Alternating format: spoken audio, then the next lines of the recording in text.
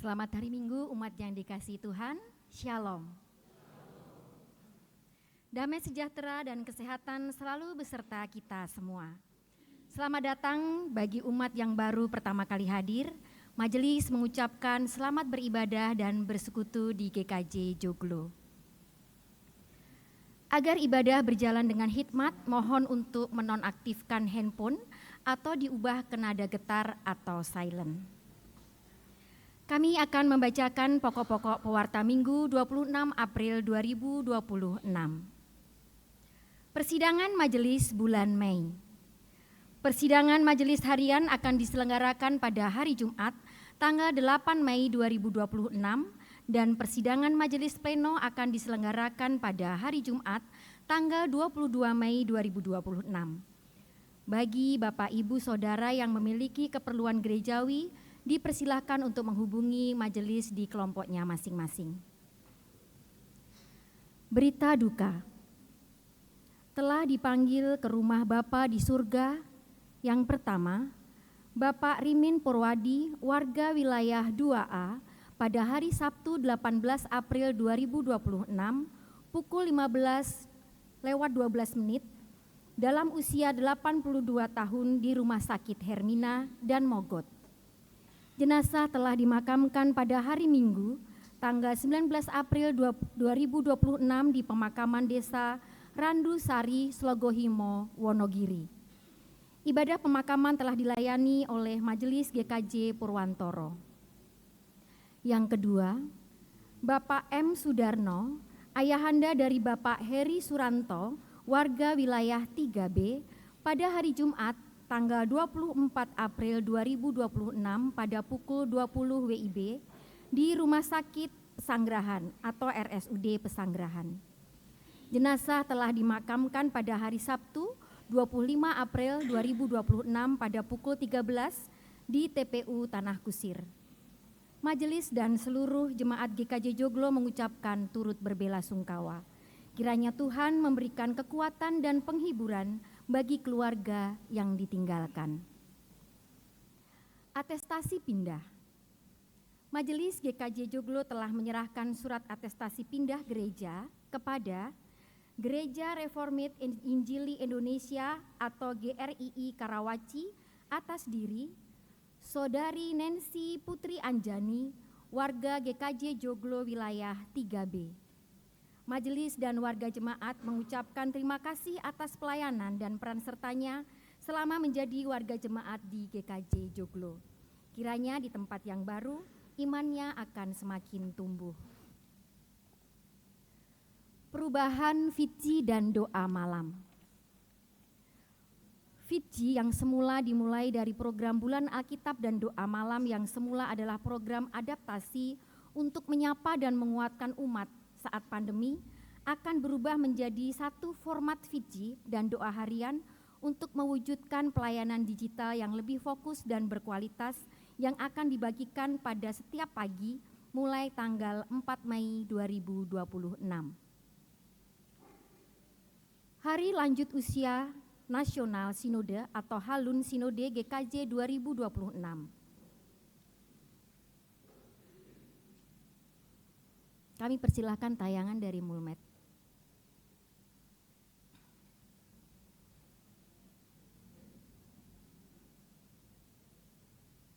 Sinode GKJ mengundang jemaat GKJ Joglo agar dapat menghadiri acara Halun Sinode GKJ 2026 pada hari Selasa, 16 Juni 2026 pukul 9 WIB di Dom GBI Mawar Saron, Kelapa Gading.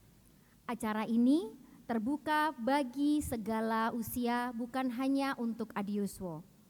Pendaftaran dibuka sampai dengan tanggal 30 April 2026. Mohon partisipasi warga jemaat, terutama yang memiliki anggota warga adiuswo di keluarganya. Untuk berita komisi, panitia, dan berita lain yang lebih lengkap, dapat dibaca dalam pewarta digital yang sudah diberikan di WAG kelompok ataupun di dalam aplikasi GKJ Joglo. Umat yang terkasih, marilah kita memfokuskan hati pikiran, dan waktu kita untuk beribadah kepada Tuhan. Ibadah hari ini mengangkat tema persahabatan, bimbingan, dan kelimpahan yang berdasar dari Kisah Para Rasul 2 ayat 42 sampai dengan 47, Kitab Mazmur 23, Surat 1 Petrus 2 ayat 19 sampai dengan 25, dan Injil Yohanes 10 ayat 1 sampai dengan 10. Ibadah hari ini akan dipimpin oleh Pendeta Maria Srihartati. Marilah kita mulai ibadah ini dengan penuh rasa syukur. Kita berdiri dan menyanyikan Kidung Keesaan 11, bait 1 dan 2, bersyukurlah kepada Tuhan.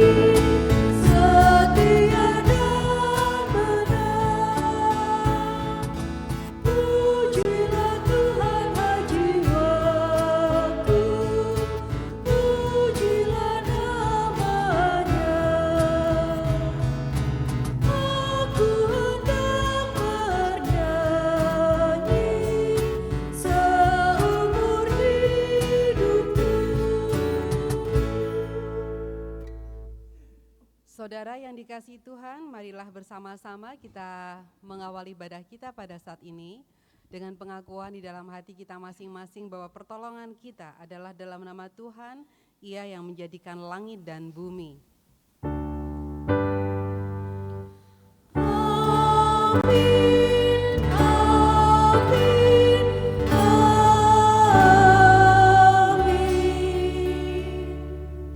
Kasih karunia dan damai sejahtera dari Allah Tritunggal menyertai saudara sekalian. Dan beserta saudara juga.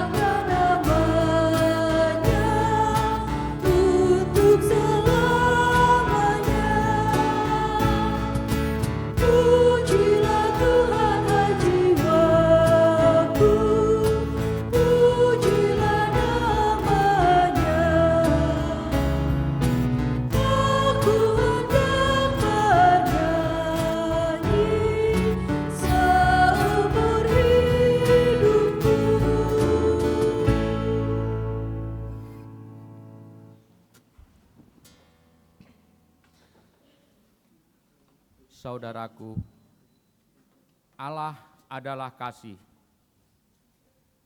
Ia rindu kita hidup saling mengasihi. Marilah kita menghayati hukum kasih dan mengucapkan secara bersama-sama yang diambil dari Matius 22 ayat 37 sampai dengan 40 yang demikian. Jawab Yesus kepadanya, "Kasihilah Tuhan Allahmu dengan segenap hatimu, dengan segenap jiwamu, dan dengan segenap akal budimu. Itulah perintah yang terutama dan yang pertama. Perintah yang kedua yang sama dengan itu ialah, kasihilah sesamamu manusia seperti dirimu sendiri. Pada kedua perintah inilah tergantung seluruh hukum Taurat dan kitab para nabi. Saudara yang terkasih, dalam segala keterbatasan, kita masih terus berjuang untuk melakukan kasih dalam kehidupan kita sehari-hari. Untuk itu, marilah kita berdoa secara pribadi, memohon pengampunan Tuhan dan pertolongannya agar kita dimampukan melakukan kasih. Umat dipersilahkan untuk mengambil waktu teduh memanjatkan doa pengampunan kepada Tuhan.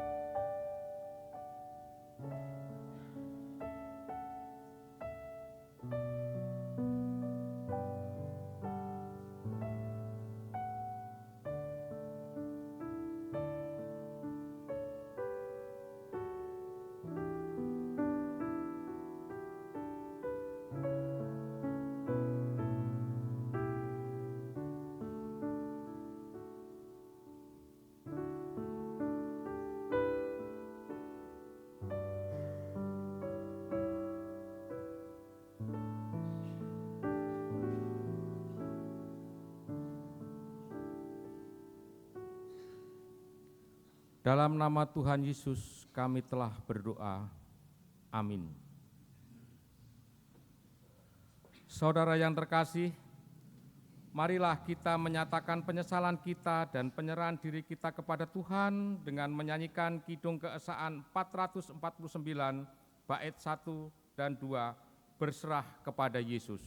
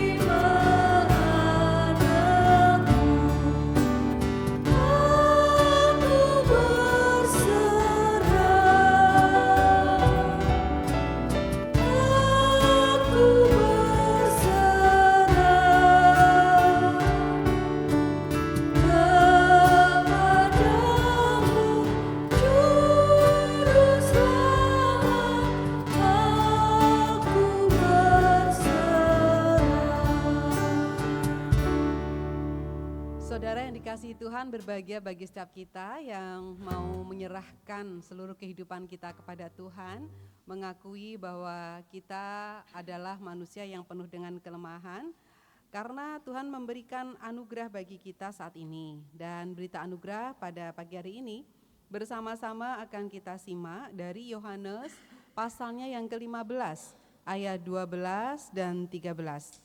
Yohanes 15 ayat 12 dan 13 sebagai berita anugerah untuk kita semua. Firman Tuhan demikian.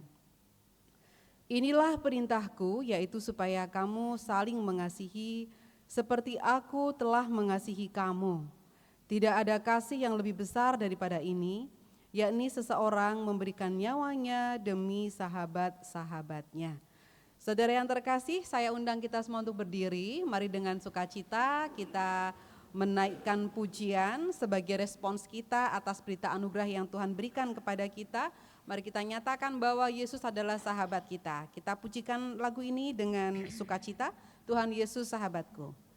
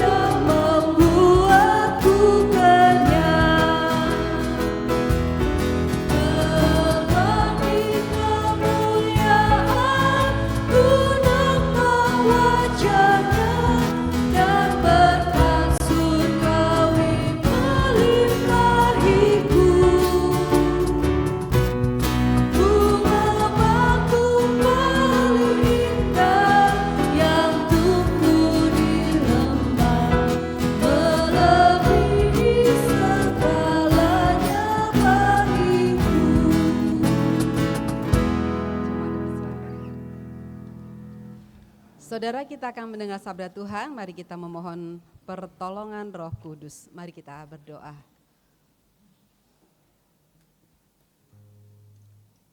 Tuhan, kami mau mendengar firman-Mu. Tolong kami agar kami dapat fokus mendengar sabda-Mu, dan bantu kami agar kami dapat mengerti apa yang menjadi maksud-Mu.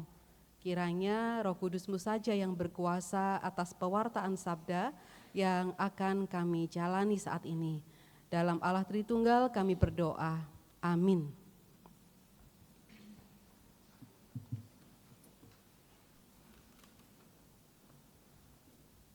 Umat terkasih, marilah kita bersama-sama membuka Alkitab.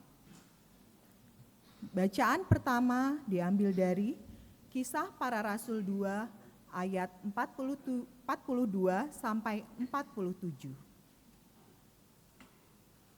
Kisah Para Rasul 2 ayat 42 sampai 47. Mereka bertekun dalam pengajaran rasul-rasul, dalam persekutuan, dalam memecahkan roti dan berdoa.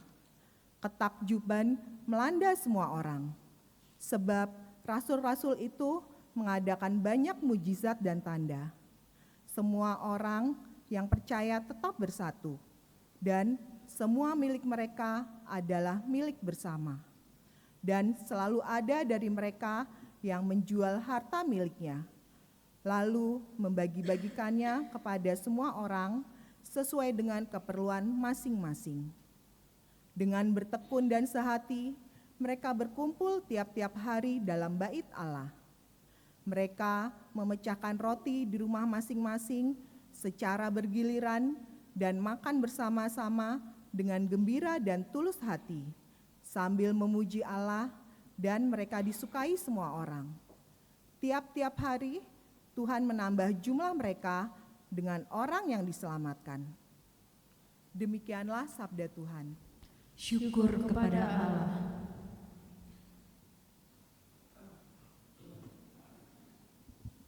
Marilah kita menanggapi sabda Tuhan dengan mendaraskan Mazmur 23 secara bersautan.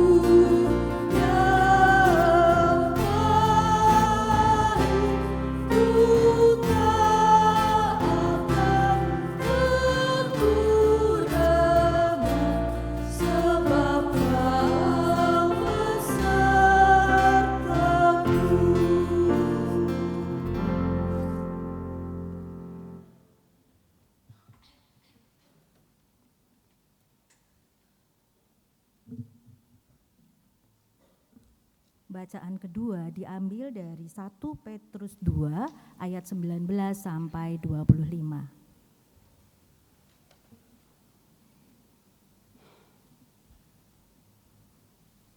Sebab adalah anugerah jika seseorang karena sadar akan kehendak Allah menanggung penderitaan secara tidak adil.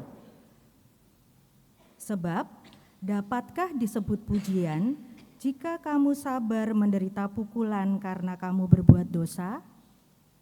Tetapi jika kamu berbuat baik dan karena itu kamu sabar menderita, hal itu adalah anugerah di hadapan Allah.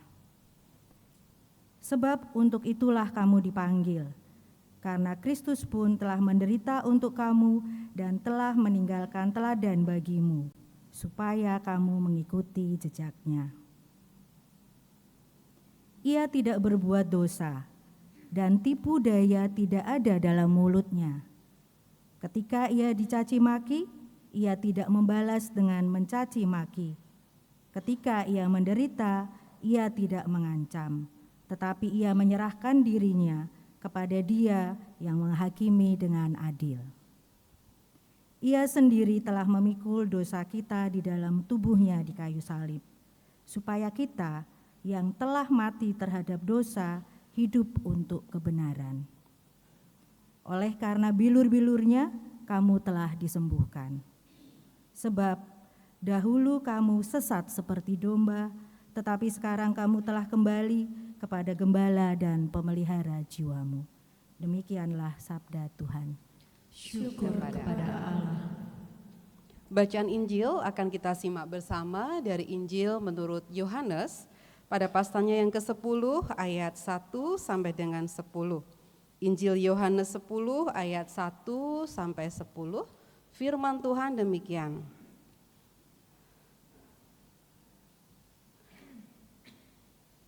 Sesungguhnya aku berkata kepadamu, siapa yang masuk ke dalam kandang domba tanpa melalui pintu, tetapi dengan memanjat dari tempat lain, ia adalah seorang pencuri dan seorang perampok.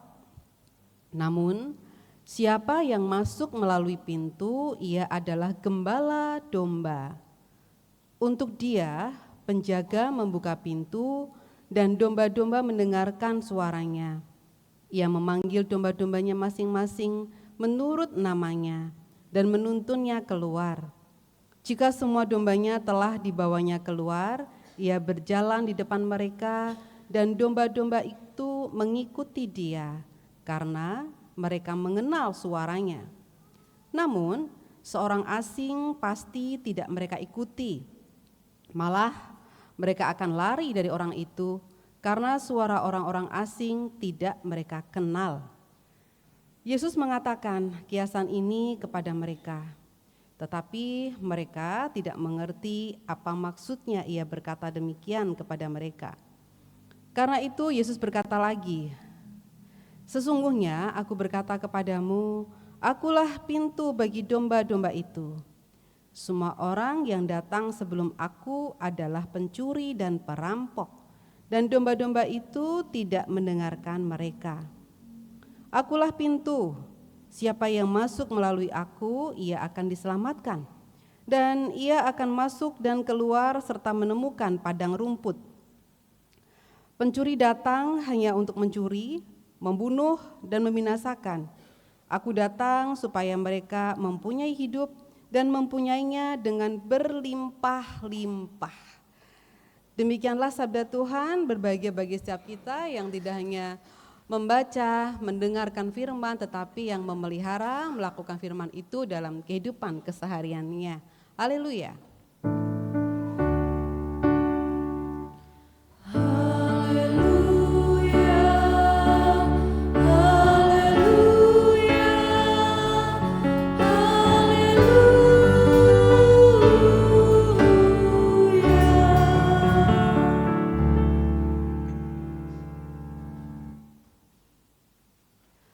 Bapak, Ibu, Saudara-saudara yang dikasihi Tuhan Yesus Kristus, selamat pagi semuanya. Puji Tuhan ya, kita hari ini diberikan kesempatan oleh Tuhan untuk dapat menjalani pagi dan akan melalui hari ini, semoga hari ini bisa kita lalui dengan lebih baik dari hari yang lalu. Bapak Ibu Saudara yang terkasih, hari ini kita akan bersama-sama membahas satu tema. Ya, temanya adalah persahabatan, bimbingan dan kelimpahan. Bicara tentang kelimpahan, saya ingat satu ilustrasi Bapak Ibu yang saya baca di buku ya, ada gambarnya, gambar itu saya foto dan mungkin bisa ditampilkan teman-teman multimedia. Nah, ini gambar yang ada di dalam buku tersebut Bapak Ibu Saudara. Menceritakan tentang seorang ibu yang punya anaknya kembar gitu ya.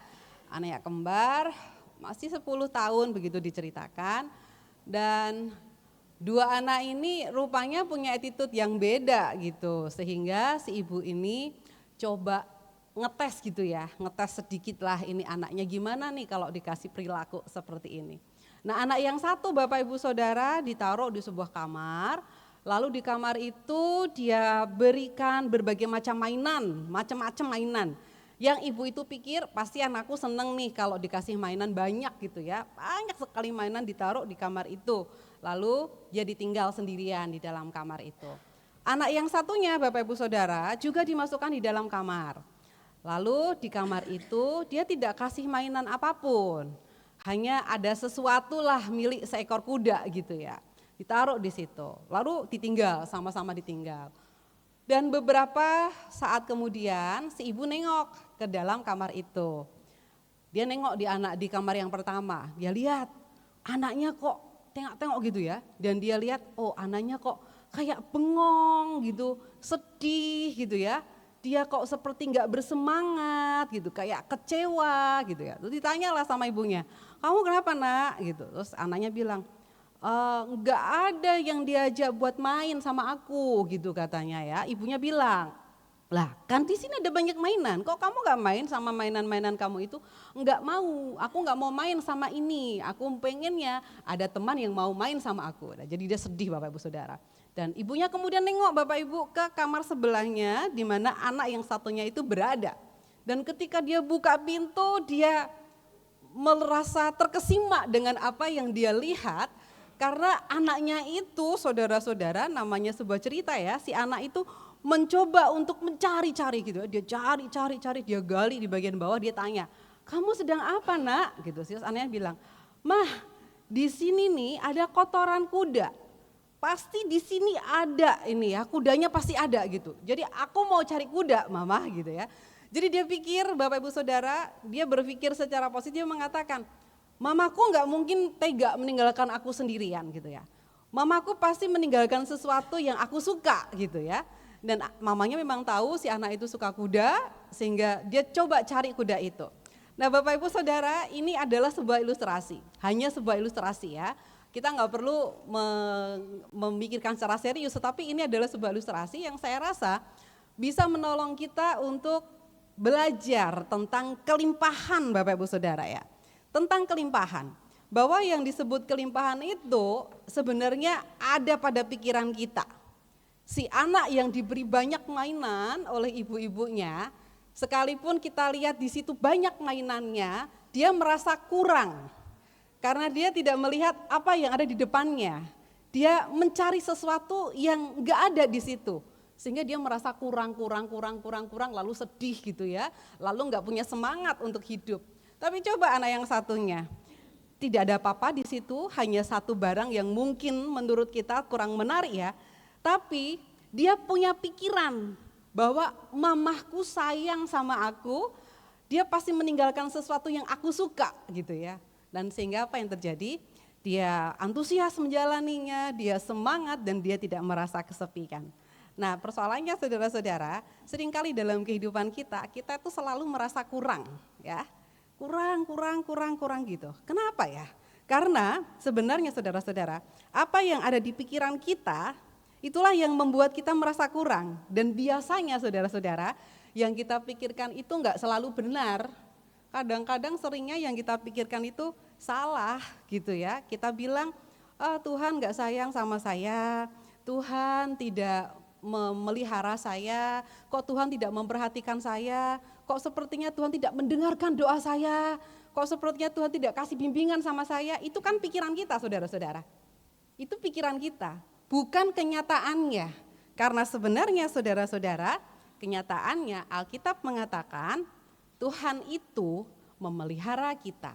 Sekarang tinggal mana yang mau kita percaya, pikiran kita sendiri yang belum tentu benar, atau kita mau fokus pada apa yang kita alami sekarang ini. Seperti kata Alkitab di dalam Mazmur 23 saudara-saudara, kenyataannya Tuhan itu adalah gembala kita yang baik. Seperti tadi Mazmur yang kita nyanyikan bersama-sama. Tuhan itu gembala kita yang baik, takkan kekurangan kita. Kenapa kita merasa kurang? Karena kita kurang melihat apa yang kita miliki gitu ya. Yang kita lihat apa yang tidak kita miliki. Dulu Bapak Ibu Saudara, saya pernah pengen punya rambut keriting. Wah, Bapak Ibu Saudara mungkin ingat ya waktu saya coba keriting rambut saya gitu ya. Saya diberi lurus, banyak teman-teman bilang, wah Bu Maria rambutnya lurus ya, bagus gitu. Tapi saya pengen nyoba gimana sih rasanya kalau rambut keriting gitu ya. Lalu saya datanglah ke salah satu warga gitu ya. Aku kok pengen nyoba keriting ya gitu ya. Dicobalah keriting, setelah keriting apa Bapak Ibu Saudara? Enggak puas juga saya gitu ya. Rasanya enggak cocok deh saya rambut keriting gitu ya. Itu contoh sederhana saudara, bahwa seringkali kita itu enggak ngerasa puas bahwa Tuhan memberikan kita seperti ini. Mazmur 23 mengatakan, kalau Tuhan adalah gembala kita dan kita adalah dombanya, domba itu enggak akan pernah kekurangan. Sebaliknya di ayat 5 disebutkan bahwa domba itu akan hidup dengan kelimpahan. Kelimpahan. Kenapa? Mazmur 23 menyebutkan, karena Tuhan itu menyediakan tempat yang nyaman, kecukupan makanan, ya.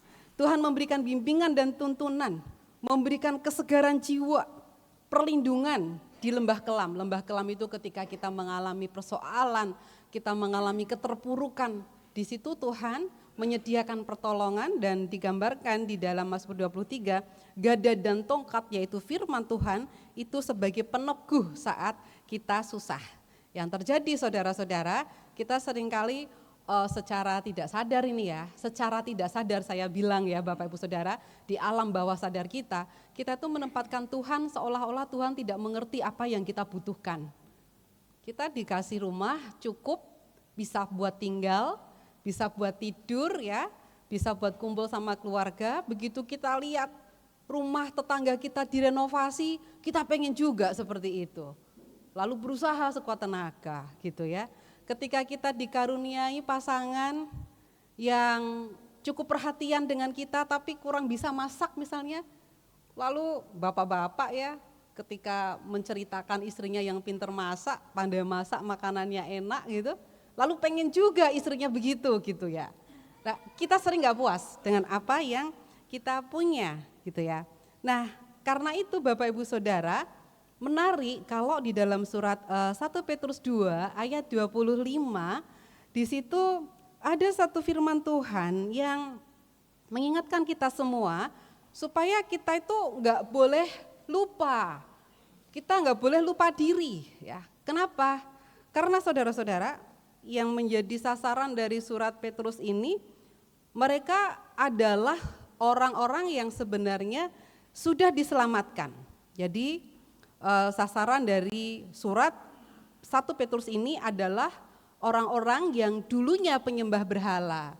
Mereka adalah orang-orang yang dulunya disebut adalah orang-orang kafir, begitu ya. Mereka adalah kebanyakan orang-orang dari golongan menengah ke bawah, kaum budak, hamba gitu ya. Tapi kemudian mereka percaya kepada Kristus Yesus. Dan Petrus mengatakan, oleh karena kematian dan kebangkitan Yesus, engkau bukan lagi hamba. Seperti dulunya engkau adalah domba yang sesat, maka ketika kamu percaya kepada Yesus yang mati dan bangkit, maka imanmu itulah yang membuat kamu tidak lagi menjadi domba yang sesat, tapi engkau telah kembali kepada gembala sang pemelihara jiwa. 1 Petrus 2 ayat 25. Saudara-saudara bayangkanlah surat ini ditulis untuk kita, Jadi mari kita baca sama-sama ya. 1 Petrus 2 ayat 25. Kita baca sama-sama Bapak Ibu Saudara. 1, 2, 3. Sebab dahulu kamu sesat seperti domba, tetapi sekarang kamu telah kembali kepada gembala dan pemelihara jiwa. Saudara-saudara, sebab dahulu kamu, bayangkanlah kamu itu berarti nama Bapak Ibu Saudara termasuk saya. Bayangkanlah Maria Sri Hartati, dulu kamu adalah sesat. Sesat seperti domba. Tetapi sejak kita percaya kepada Yesus, Bapak Ibu Saudara semua percaya pada Yesus kan? Dan ketika kita percaya pada Yesus, dikatakan di sana, kita ini adalah domba-domba yang sudah kembali kepada gembala sang pemelihara jiwa. Ibaratnya kita dulu domba sesat nggak ada di dalam kandang, maka kita berada di dalam kandang. Dan gembala kita adalah gembala yang baik. Jadi kira-kira 1 Petrus 2 ayat 25 itu ingin mengatakan kepada kita Bapak Ibu Saudara bahwa kamu tuh bukan domba yang sesat loh. Kamu tuh domba yang baik. Kamu tuh domba yang taat. Maka tinggallah di dalam kandang. Karena gembala kita itu adalah gembala yang memelihara jiwa. Jadi kepercayaan kita kepada Kristus itu memberi identitas yang baru bagi kita saudara-saudara. Nah ini gak boleh kita lupa. Bapak Ibu Saudara gak boleh lupa bahwa saudara-saudara ketika percaya kepada Kristus maka di dalam diri Bapak Ibu Saudara sekalian itu ada identitas baru. Saudara bukan domba yang sesat. Saudara adalah domba-domba di dalam kandang. Dan gembala kita pemelihara jiwa gitu ya. Karena itu saudara-saudara, kalau kita sudah diselamatkan oleh Tuhan, kita digiring oleh Tuhan untuk masuk di dalam kandang, maka jangan sesat lagi. Itu yang ingin dikatakan oleh penulis Petrus ya, 1 Petrus. Kamu sudah enggak sesat, maka hidupmu enggak boleh sesat lagi. Hiduplah terus di dalam kandang yang baik itu. Saudara-saudara, Yohanes ya, di dalam Injil Yohanes itu menggambarkan siapa Yesus. Nah, di dalam Injil Yohanes disebutkan, digambarkan Yesus itu adalah gembala dan bukan hanya gembala saja. Yesus sendiri mengatakan di situ, aku adalah pintu. Barang siapa tidak masuk melalui aku, itu artinya barang siapa tidak percaya kepada aku yaitu Yesus, ia tidak akan sampai kepada Bapa. Jadi bersyukurlah kita saudara karena kita percaya kepada Yesus. Dan hanya lewat Yesuslah kita sampai kepada Bapa. Mari kita lihat di dalam Yohanes 10 ayat 10 ya yang terpampang di sini. Pencuri datang hanya untuk mencuri, membunuh dan membinasakan. Aku datang supaya mereka mempunyai hidup. Ya, mereka itu yang dimasukkan kita semua. Kita punya hidup. Tapi mari kita perhatikan kalimat selanjutnya Bapak Ibu Saudara. Dan mempunyai dengan berlimpah-limpah. Inilah yang membedakan kita orang Kristen dalam menjalani hidup. Jadi orang Kristen itu hidup enggak sekedar hidup saudara-saudara. Enggak sekedar kayak kalau di film-film itu ya hidup bisa jalan gitu kayak zombie gitu kan. Zombie itu kan kayak hidup tapi sebetulnya mati gitu ya. Nah orang Kristen itu kita menjalani hidup enggak sekedar hidup, tapi hidup kita itu betul-betul hidup. Tuhan memberikan kehidupan kita yang sungguh-sungguh hidup. Hidup yang berkelimpahan. Hidup yang berkelimpahan itu apa ya? Nah mungkin kita berpikir, wah hidup berkelimpahan itu berarti hidup yang gak pernah kurang gitu ya. Mungkin Bapak Ibu Saudara berpikir kita pada umumnya mengatakan hidup berkelimpahan itu kalau kita punya rumah investasi banyak gitu ya, atau kita punya perusahaan, atau kita punya toko kita rame terus. Hidup berkelimpahan kalau setiap anggota keluarga mobilnya satu, mungkin gitu ya. Seringkali kita mengukur kelimpahan itu dengan apa yang kita punya. Tapi saudara-saudara, di dalam Alkitab ya disebutkan bahwa hidup berkelimpahan itu tidak sekedar itu. Yang dimaksudkan oleh Tuhan Yesus ketika dia berkata di dalam Matius pasal yang kelima tentang berbahagialah orang yang miskin di hadapan Allah gitu ya. Ucapan-ucapan bahagia. Maka kata bahagia itu Bapak Ibu Saudara bukan sekedar bergantung pada yang dimiliki. Tapi yang dimaksudkan berbahagia itu adalah betul-betul merasakan pemeliharaan Tuhan. Ini beda loh saudara-saudara ya. Bapak Ibu ambil contoh, banyak kisah-kisah artis kayak Whitney Houston misalnya ya, ini kelahiran sama seperti saya mungkin tahu nih ya artis-artis ini. Mungkin kalau Gen Z kurang ini ya. Tapi ada artis Whitney Houston ya pada masa lalu, dia sangat terkenal seorang diva dunia gitu. Hidupnya berlimpah, tapi dia kesepian saudara-saudara. Dia hidup berlimpah secara materi, tapi hatinya kering. Dia jauh dari Tuhan gitu ya. Dia jauh dari Tuhan, dia merasakan hidupnya itu hampa hingga kemudian ditemukan dia overdosis gitu ya. Nah banyak juga sampai dengan sekarang artis-artis yang demikian. Kehidupan mereka menunjukkan saudara-saudara bahwa kelimpahan harta itu tidak menjamin kebahagiaan yang sesungguhnya gitu ya.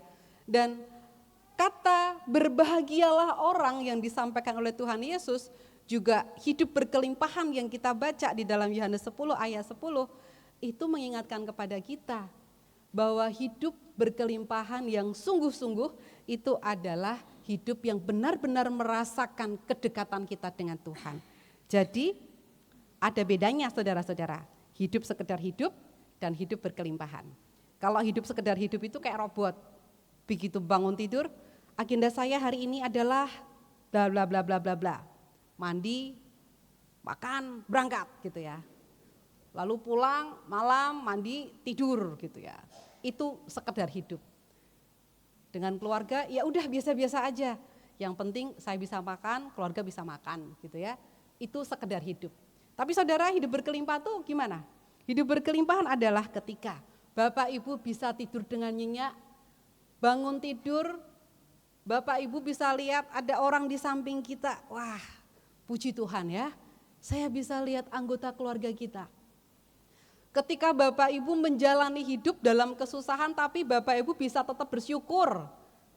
Ketika pekerjaan Bapak Ibu numpuk banyak banget, Bapak Ibu lelah, capek, tapi Bapak Ibu bisa katakan, terima kasih Tuhan, Tuhan kasih saya kuat, sehingga saya bisa bekerja, mencari nafkah buat hidup. Itulah hidup berkelimpahan saudara-saudara. Itulah yang membedakan orang Kristen, hidup sekedar hidup dan hidup yang berkelimpahan. Lalu, apa yang harus kita lakukan saudara-saudara? Mari kita belajar dari Kisah Para Rasul. Yang pertama saudara-saudara, masuk dan tinggal dalam kandang. Jadi bersyukur kita Bapak Ibu semua sudah ada di dalam kandang domba ya. Dan kita punya gembala yang baik, jadi tetaplah tinggal di dalam kandang domba itu. Masuk dan tinggal di dalam kandang domba yang baik. Jadi kalau kita Kristen, ya mbok yao gitu ya. Kristennya itu bukan Kristen di KTP aja. Ya, atau Kristen kapal selam. Kristen kapal selam itu timbul kalau apa Bapak Ibu? Natal, Paskah gitu ya. Atau pada saat perjamuan Kudus, itu kalau perjamuan Kudus penuh gitu ya. Sampai majelisnya harus ngangkat-ngangkat kursi gitu karena banyak banget gitu. Tapi kalau perjamuan Kudus udah selesai, ya udah. Atau tomat. Tomat apa? Minggunya tobat, Senin sampai Sabtu kumat. Nah, ini ada yang guyon begini Bapak Ibu Saudara. Ini Bu Maria, ini loh Bu, dia kalau kerja ya udah nggak apa-apa kita bikin dosa sedikit lah. Nanti kita minta maaf, mohon ampun, kan besok kita mau ibadah. Wah, gitu ya. Jadi ada masa-masa, oh ini masa kita tobat, besok masa kita kumat gitu ya. Kita jadi orang Kristen kayak tomat gitu ya. Minggu tobat jadi orang alim saleh, Senin sampai Sabtu jadi orang yang kumat gitu kan. Atau kita menjadi Kristen yang musiman.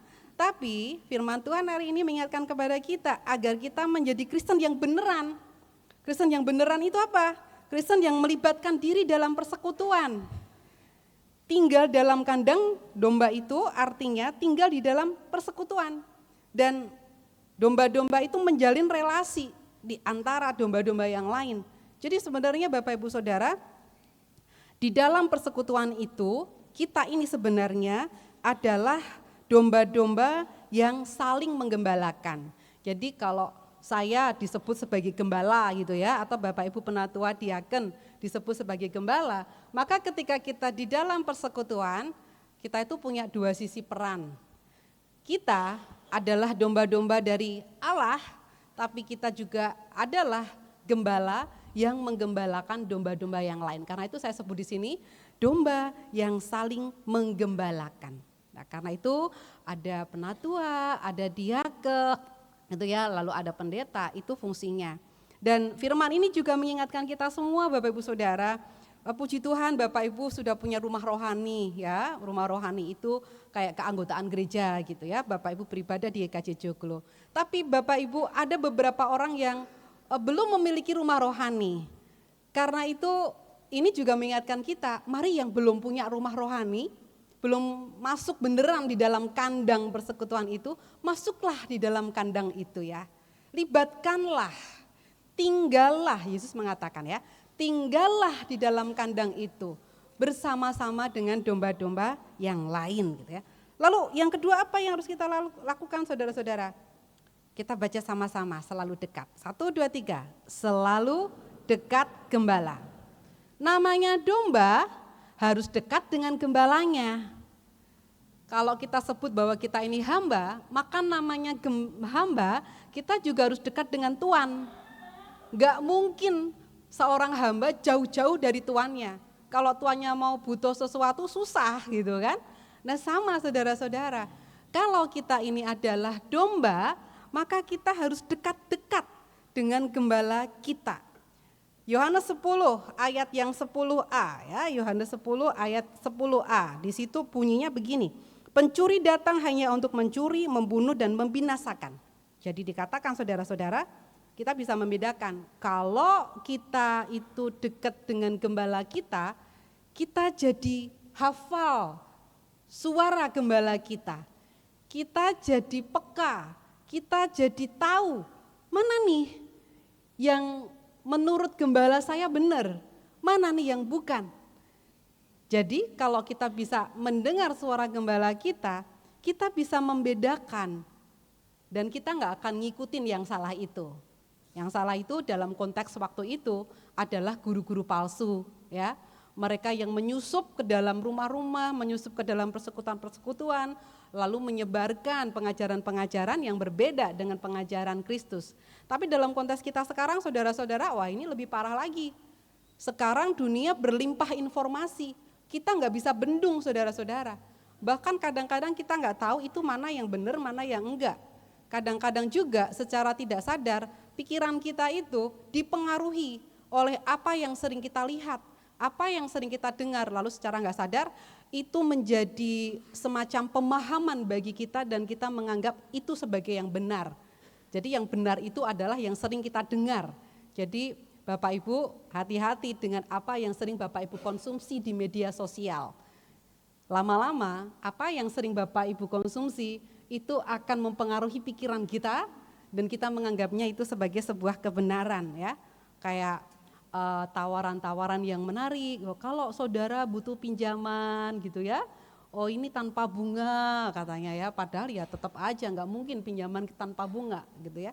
Atau misalnya ada aplikasi-aplikasi yang ramalan Bapak Ibu Saudara ya, ramalan yang meramalkan keberuntungan kita gitu ya. Nah itu juga menjadi bagian yang bisa membuat kita mendengarkan yang buruk. Bukan gembala baik yang kita dengar, tapi gembala yang palsu. Itu yang kedua, selalu dekat dengan gembala. Yang ketiga saudara-saudara, nah ini dia. Kita baca baris yang pertama, 1, 2, 3. Domba percaya gembala. Jadi kalau kita adalah domba, kita harus percaya sama gembala kita saudara-saudara. Kalau kita domba gak percaya sama gembala, kita domba sesat. Padahal Tuhan bilang, kita tuh bukan sesat lagi gitu. Kita ini sudah ada dalam kandang, jadi jangan sesat. Jangan lupa, kita itu sudah diselamatkan. Jadi kita percaya pada gembala kita. Ya, dikatakan di sana, di dalam bagian ayat Alkitab kita bahwa gembala itu memberi nama pada masing-masing domba. Memberi nama, tindakan memberi nama itu menunjukkan penguasaan. Jadi kalau Tuhan memberi nama kepada setiap domba, itu ingin mengatakan bahwa Tuhan itu juga berkuasa atas kita secara pribadi, saudara-saudara. Saya katakan, secara pribadi, unik satu persatu. Ya, dan perlakuan Tuhan terhadap kita itu beda-beda. Berkat Tuhan bagi kita juga beda-beda.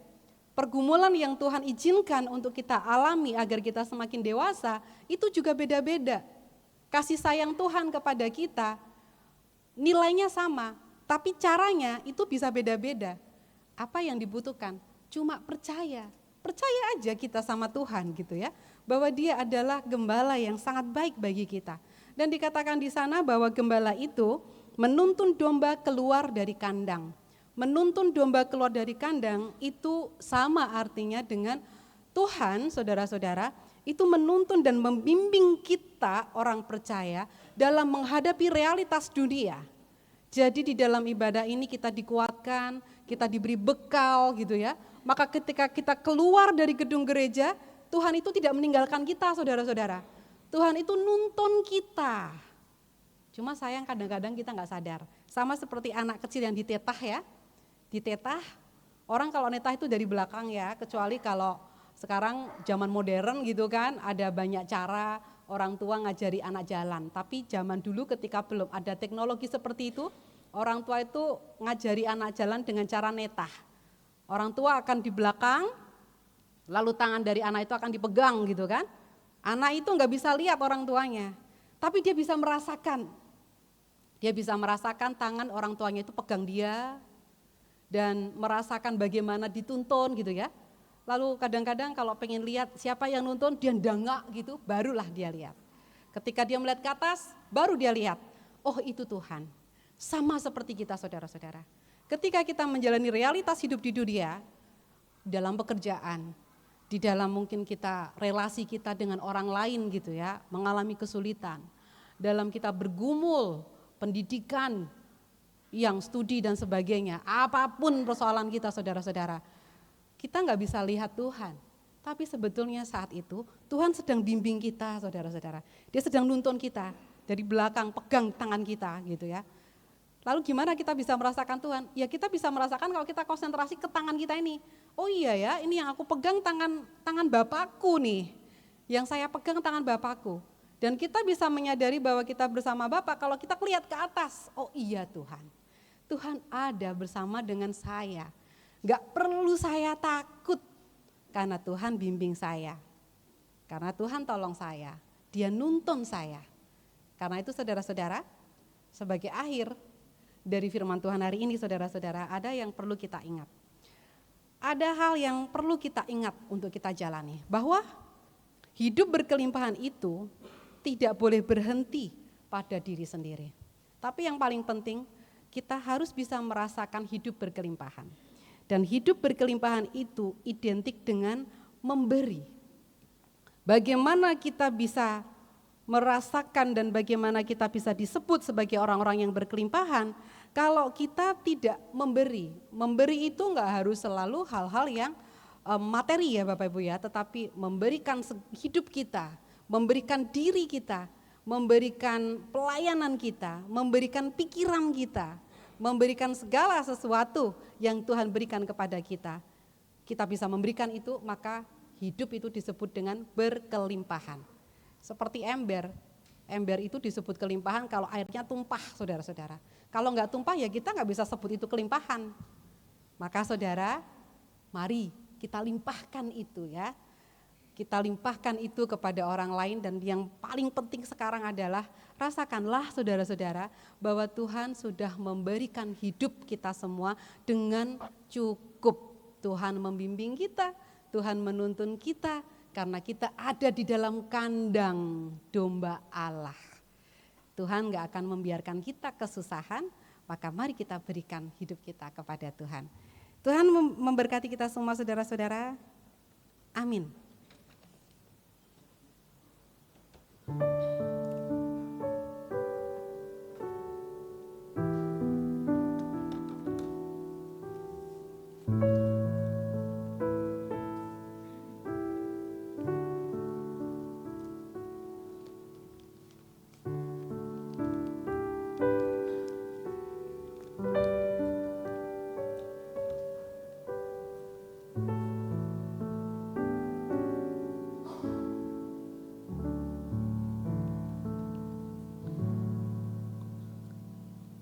Mari bersama kita bersatu di dalam doa.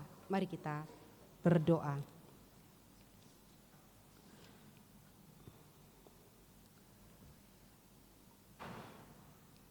Allah Bapa kami yang Maha Kasih, kami bersyukur untuk kasih karunia-Mu mengingatkan kepada kami semua bahwa kami adalah domba-domba yang tidak lagi sesat.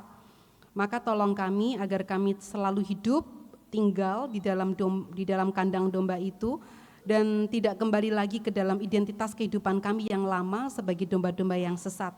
Saat ini Tuhan, kami berdoa bagi saudara-saudara kami yang sekarang sedang sakit, yaitu Bapak Ignatius Sukso Yudiono, Ibu Rini Subekti, Ibu Alfrice Laheba, Ibu Sri Lestari, Ibu Ena Nur Suroso, Bapak Kristo Wuryono, dan mungkin juga saudara-saudara kami yang lain yang mengalami kelemahan tubuh, atau mungkin di antara kami saat ini yang duduk di sini juga sedang mengalami kelemahan tubuh. Berkatilah jamaah kami, dan ketika tubuh kami lemah, kami merasakan sakit, kiranya Engkau tolong kami agar kami dapat melalui rasa sakit itu dengan terus ingat bahwa Engkau mengizinkan itu terjadi untuk kebaikan kami. Ya Bapa, kami juga berdoa untuk anak-anak kami yang sedang mempersiapkan diri untuk mencari sekolah atau tempat studi yang lebih tinggi. Mereka yang terus bergumul dengan tugas akhir mereka. Mereka yang bergumul untuk mendapatkan pasangan hidup, pekerjaan, atau mungkin mereka yang sedang mempersiapkan pernikahan mereka. Berkati bukan hanya hal-hal fisik, materi yang dipersiapkan, tetapi sungguh Engkau juga tolong mereka untuk mempersiapkan hati mereka, mental mereka bersama-sama dengan keluarga.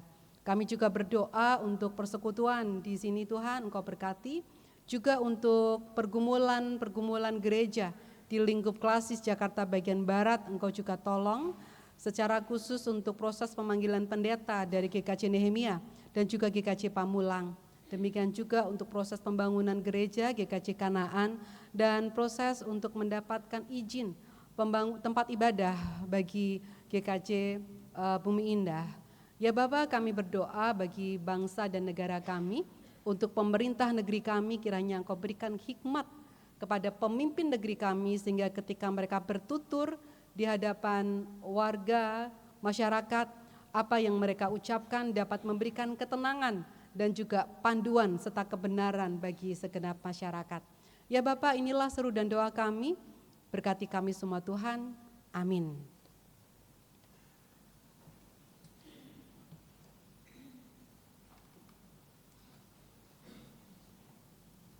Umat diundang untuk berdiri.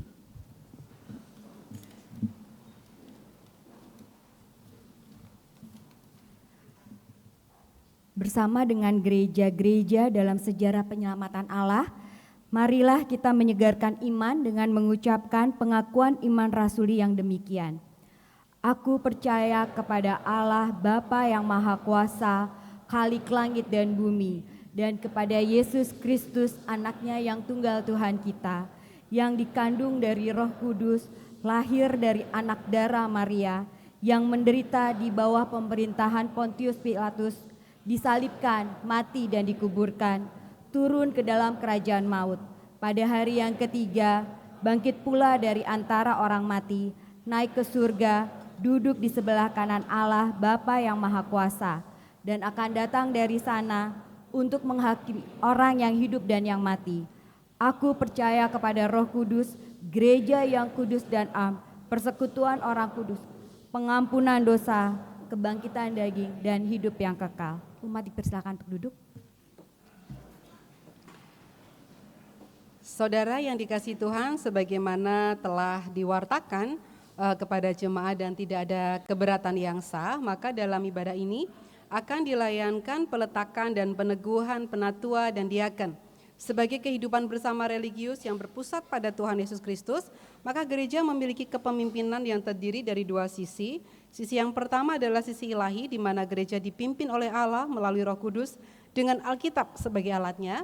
Lalu sisi yang kedua adalah sisi manusiawi, di mana gereja dipimpin oleh manusia yang dipanggil oleh Allah sebagai rekan sekerja yang dianugerahi jabatan gerejawi.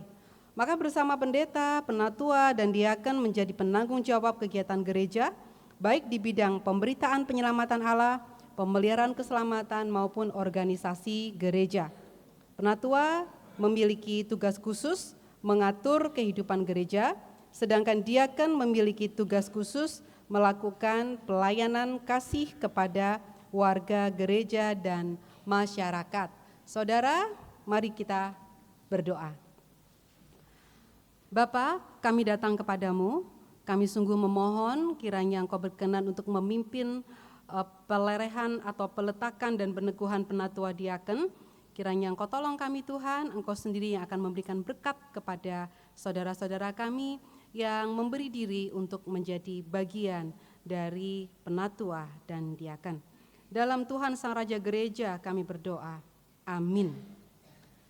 Saudara-saudara yang dikasihi Tuhan, pada hari ini akan ada 5 saudara kita yang akan diletakkan jabatannya sebagai penatua dan diaken, dan ada 1 yang menjalani peletakan jabatan dalam rangka penyesuaian jabatan gerejawi. Karena itu saya akan memanggil rekan-rekan yang akan diletakkan jabatannya untuk dapat maju ke depan. Yang pertama adalah Diaken Samuel Siahaan. Lalu yang kedua adalah Diaken Sugeng Hartoyo. Yang ketiga adalah Diaken Tri Budi Angantyo. Lalu yang keempat Diaken Indriyatno Ismoro Adi. Lalu yang kelima adalah Penatua Widya Ariana.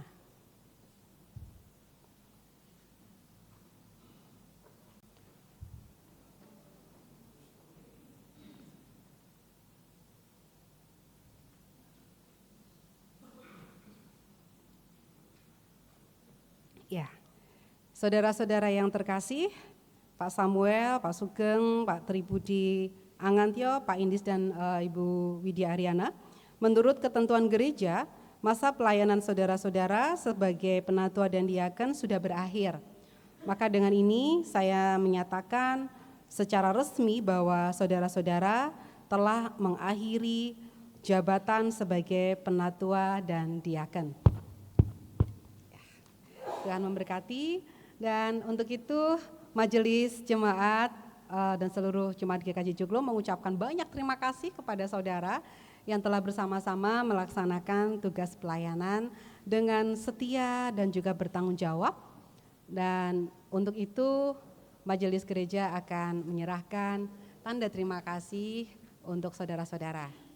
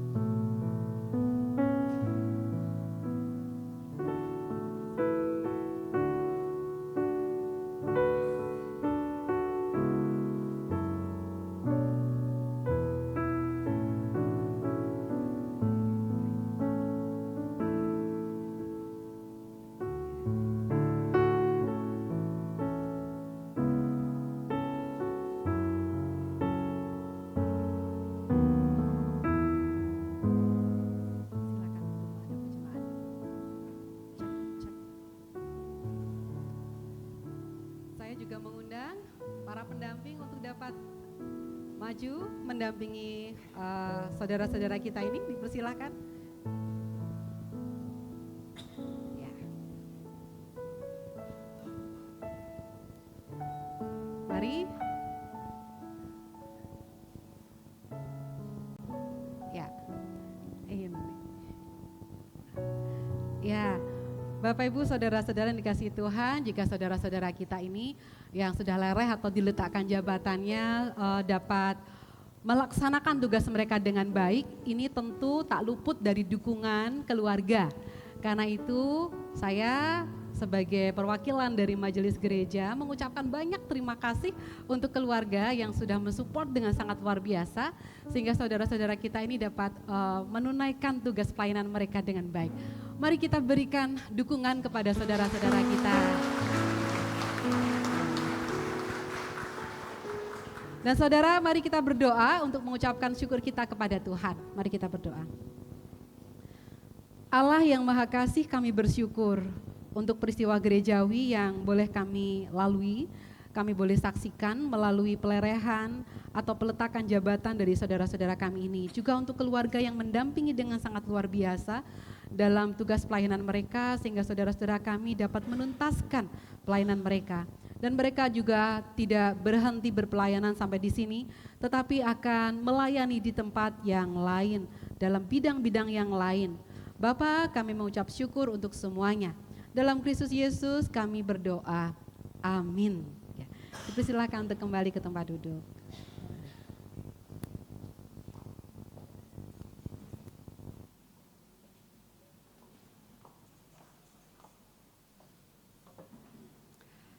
Dan sekarang saudara-saudara, kita bersama akan menyaksikan peneguhan penatua dan diaken yang baru. Saya akan memanggil nama-nama dan dipersilakan untuk berdiri di tempat yang telah disediakan.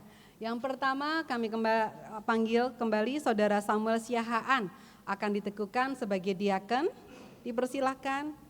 Lalu yang kedua adalah Saudara Wahyu Sigit Trimulyo sebagai diaken, dan Saudara Tri Budi Angantyo akan diteguhkan sebagai diaken. Saudara Suyanto Nugroho akan diteguhkan sebagai diaken. Saudara Krishna Susanto sebagai diaken. Lalu Saudara Anatoli Beta Sevanya sebagai penatua dan Saudari Widya Ariana sebagai diaken. Bapak Ibu saudara yang terkasih, juga saudara-saudari yang akan diteguhkan, saya akan membacakan beberapa pertanyaan dan mohon untuk dapat dijawab dengan sepenuh hati saudara, dengan tulus dan dengan komitmen yang sungguh di hadapan Tuhan. Kami semua menjadi saksinya di sini. Yang pertama, apakah saudara mengakui bahwa Allah memanggil saudara melalui gerejanya sebagai penatua dan diaken? Apakah saudara bersedia melaksanakan tugas sebagai penatua dan diaken dengan penuh tanggung jawab?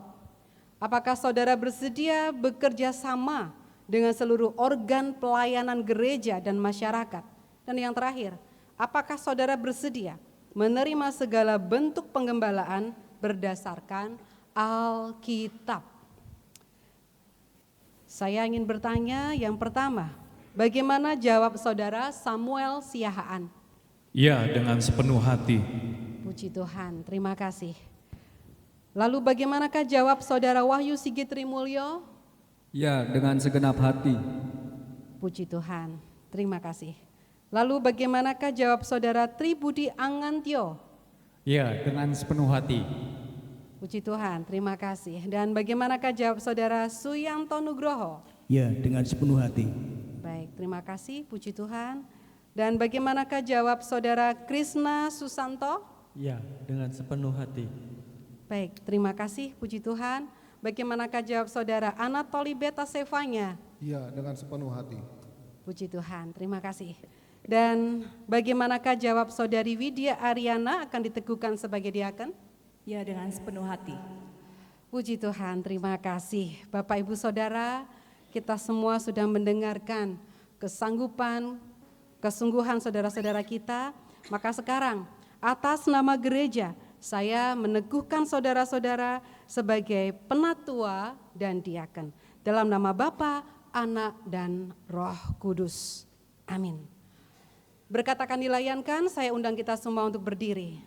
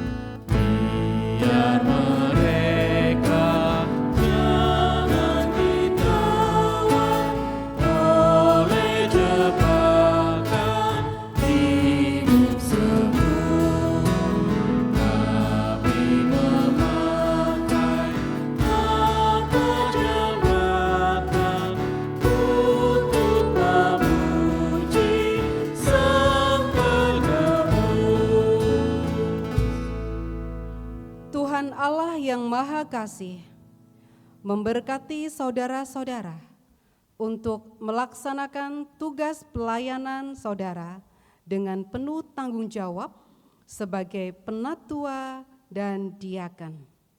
Tuhan yang memanggil, Tuhan yang memilih, Tuhan juga yang akan memperlengkapi saudara untuk melaksanakan tugas panggilan saudara dari sekarang sampai dengan selama-lamanya. Amin. Jemaat dipersilakan duduk kembali. Saudara-saudara, sebagai bentuk komitmen dari rekan-rekan kita yang sudah memberi diri untuk melayani Tuhan sebagai penatua dan diaken, maka saudara-saudara kita ini akan menandatangani buku pokok-pokok ajaran gereja sebagai simbol akan kesungguhan mereka untuk terus berpelayanan sebagai penatua diaken dalam lingkup Sinode GKJ.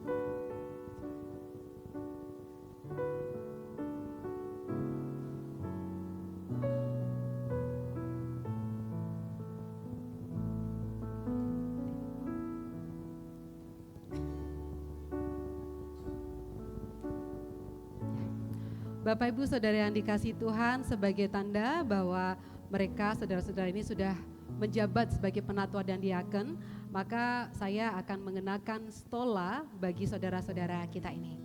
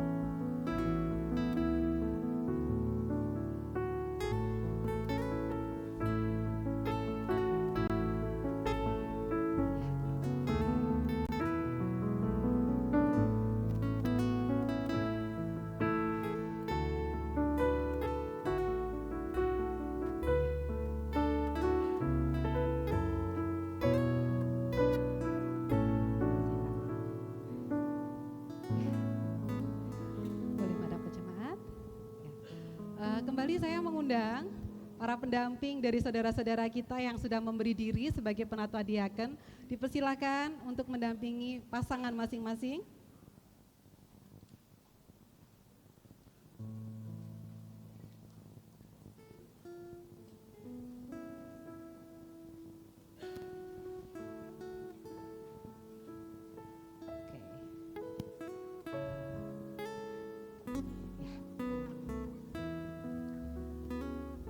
Inilah Bapak Ibu Saudara, rekan-rekan kita yang sudah menyediakan diri mereka sebagai penatua dan diaken.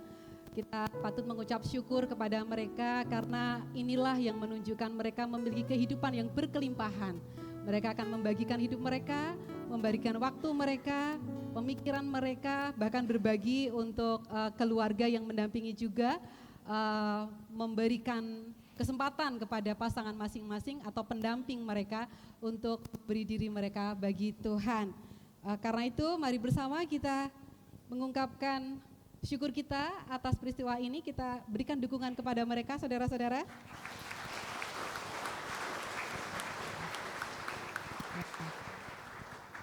Dan rekan-rekan penatua diaken yang baru, silahkan lihat di hadapan saudara ini adalah umat yang akan saudara layani. Kasihi mereka, gembalakanlah mereka dengan penuh kasih, dengan penuh cinta. Dan saudara-saudara, lihatlah penatua, diaken dan keluarga mereka di hadapan saudara-saudara. Kita berikan dukungan kepada mereka, kita berikan support kepada mereka. Apabila mereka meminta bantuan, keterlibatan saudara-saudara di dalam kegiatan, mohon jangan ditolak ya Bapak Ibu. Ya, itu sebagai wujud dukungan kita kepada rekan-rekan majelis yang memberi diri ini. Oleh karena itu mari bersama kita berdoa, mari kita mengucap syukur kepada Tuhan dan memohon tuntunannya di dalam doa. Mari kita berdoa. Allah Bapa kami yang Maha Kasih, kami bersyukur ya Bapa, Engkau telah memilih saudara-saudara kami untuk menjadi penatua dan diaken yang akan mengabdikan diri mereka dengan penuh cinta kasih untuk bersama-sama dengan Engkau menjadi mitra pelayanan di sini. Kami juga bersyukur untuk keluarga yang mendampingi, kiranya mereka juga dapat mensupport dengan baik sampai dengan saudara-saudara kami ini dapat menuntaskan pelayanan mereka sebagai penatua dan diaken. Bagi kami seluruh warga jemaat, kiranya kami juga dapat mendukung mereka, melibatkan diri kami dalam kandang persekutuan GKJ Cuklu ini, rumah rohani kami. Ya Bapa, kami mengucapkan syukur untuk peristiwa ini. Dalam Tuhan kami Yesus Kristus kami berdoa. Amin. Ini Bapak Ibu Saudara, keluarga atau pendamping, kami persilakan untuk kembali ke tempat duduk. Terima kasih. Boleh dititipkan SK-nya? Ya. Ya. Dan Bapak Ibu Saudara, kami para penatua, diaken dan juga pendeta sungguh mengucap syukur kepada Tuhan untuk peristiwa rohani hari ini. Karena itu kami ingin mengungkapkan syukur itu melalui sebuah pujian. Mari berikan dukungan Bapak Ibu. Dan saya mengundang saudara-saudara, rekan-rekan penatua majelis untuk dapat mengambil posisi.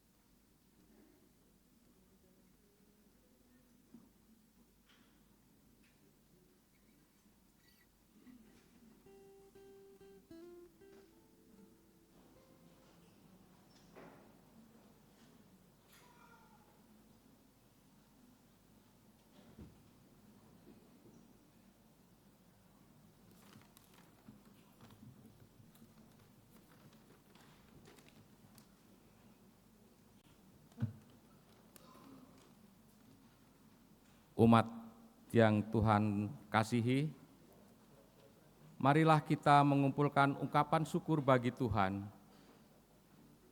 Bagi para majelis dan petugas dimohon untuk menempatkan diri.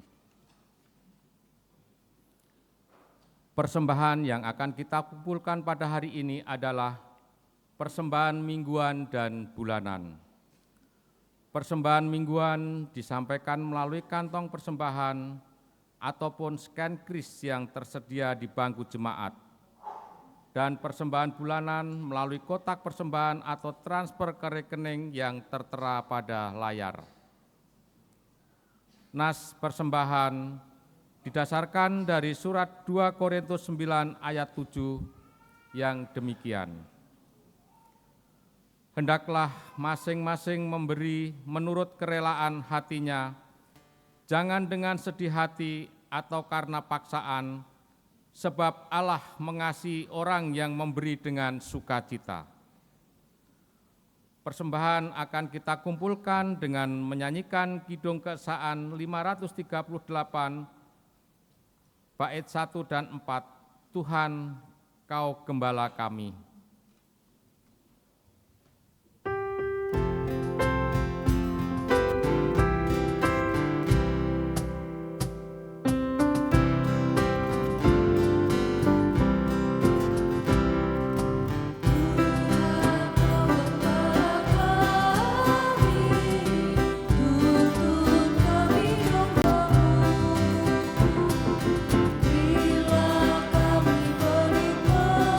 menikmati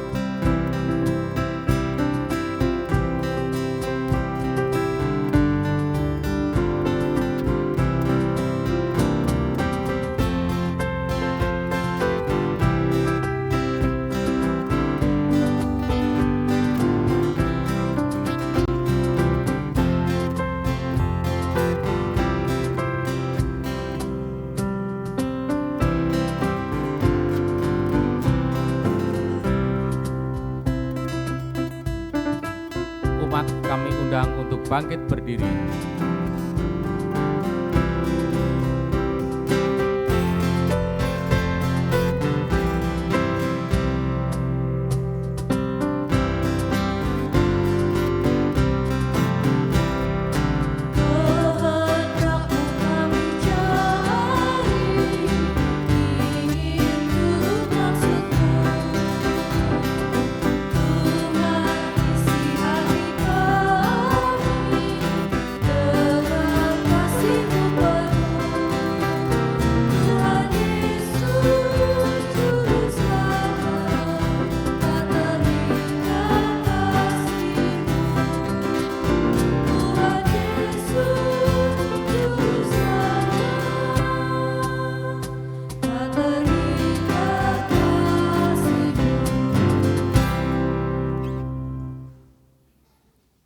Umat yang terkasih, mari kita bawa persembahan ini ke dalam doa dan akan kita akhiri bersama-sama dengan doa Bapa kami. Mari kita berdoa. Dengan kerendahan hati kami, kembali kami menghadap kehadirat-Mu Tuhan Allah Bapa yang Maha Kudus, Tuhan yang kami kenal hanya di dalam nama Tuhan kami Yesus Kristus. Kami mengucap syukur dan berterima kasih ya Tuhan, atas penyertaan, kesehatan, serta berkat-Mu sepanjang minggu ini, sehingga Engkau telah memberikan kepada kami kesempatan untuk mempersembahkan persembahan yang sudah kami persiapkan dari rumah kami masing-masing, baik persembahan kantong, bulanan, dan persembahan syukur, serta persembahan lainnya. Kiranya Tuhan sucikan dan berkati persembahan yang telah kami kumpulkan ini, dan biarlah akan menjadi prasarana pelayanan pekerjaan-Mu di gereja kami ya Tuhan. Tuhan Allah Bapa yang Maha Rahmani, secara khusus kami berdoa bagi tangan-tangan yang mengelola persembahan ini, kiranya Tuhan beri hikmat kebijaksanaan, sehingga pengelolaannya pun akan seturut dan sesuai dengan kehendak-Mu. Tuhan Allah Bapa kami yang Maha Kudus, apabila di dalam mempersembahkan ada dosa-dosa pada diri kami, kiranya Tuhan sudi ampuni, dan kami serahkan kehidupan kami sepenuhnya hanya ke dalam tangan pengasihan-Mu ya Tuhan, dan hanya di dalam nama Tuhan kami Yesus Kristus yang mengajarkan kami berdoa. Bapa kami yang di surga, dikuduskanlah nama-Mu, datanglah kerajaan-Mu, jadilah kehendak-Mu di bumi seperti surga. Berikanlah kami pada hari ini makanan kami yang cukupnya, dan ampunlah kesalahan kami, seperti kami juga mengampuni orang yang bersalah kepada kami. Dan janganlah membawa kami dalam pencobaan, tetapi lepaskanlah kami daripada yang jahat. Karena Engkau-lah yang punya kerajaan dan kuasa dan kemuliaan sampai selama-lamanya. Amin. Umat dimohon masih tetap berdiri.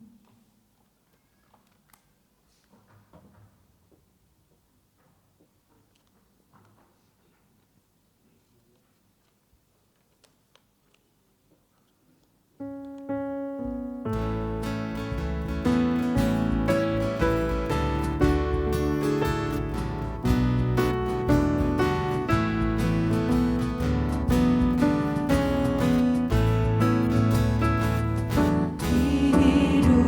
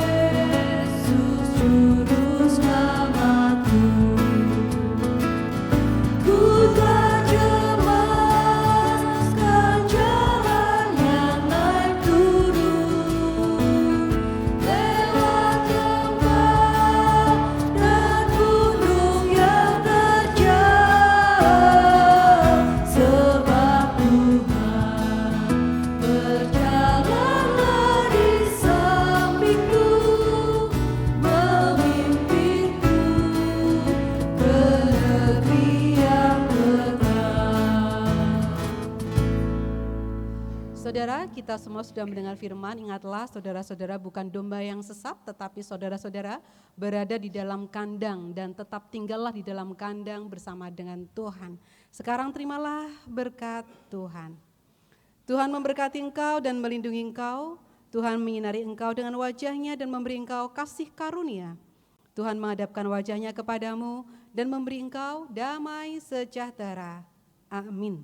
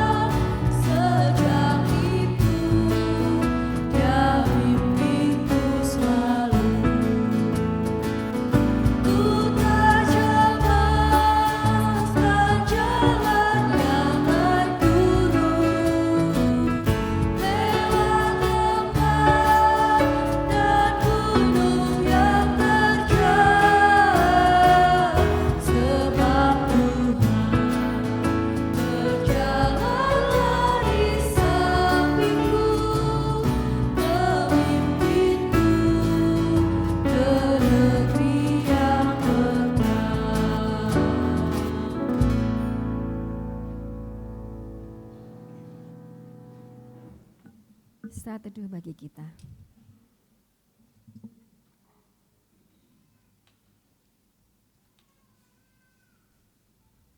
Umat yang terkasih, ibadah telah usai. Terima kasih untuk seluruh pelayan ibadah pada hari ini. Seluruh umat diundang untuk menikmati perjamuan kasih yang telah disediakan. Selamat hari Minggu, Tuhan Yesus memberkati.